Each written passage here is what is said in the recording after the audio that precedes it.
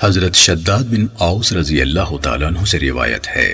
کہ نبی اکرم صلی اللہ علیہ وسلم نے فرمایا، سب سے اہم اور افضل استغفار یہ ہے کہ بندہ کہے، اے اللہ تو میرا رب ہے، تیرے سوا کوئی معبود نہیں، تو میرا خالق ہے، میں تیرا بندہ ہوں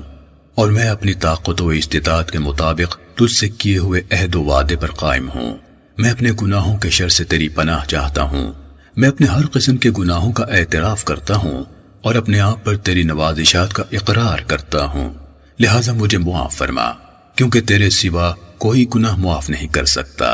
اگر کوئی شخص یقین و ایمان کے ساتھ صبح کے وقت یہ کلمات پڑھے پھر مر جائے تو لازماً جنت میں داخل ہوگا،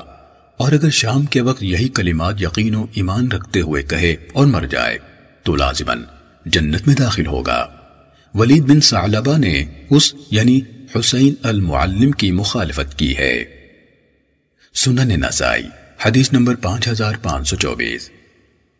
حضرت ہلال بن یصاف سے منقول ہے کہ میں نے نبی اکرم صلی اللہ علیہ وسلم کی زوجہ محترمہ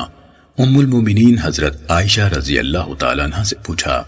رسول اللہ صلی اللہ علیہ وسلم اپنی وفات سے قبل کون سی دعا زیادہ پڑھتے تھے؟ انہوں نے فرمایا،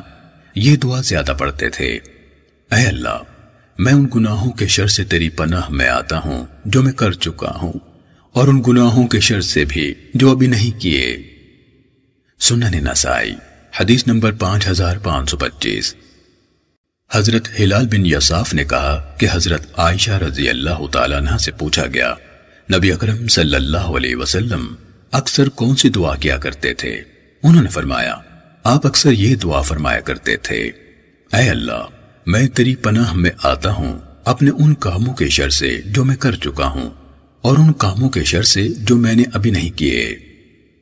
سنن نسائی حدیث نمبر 5526۔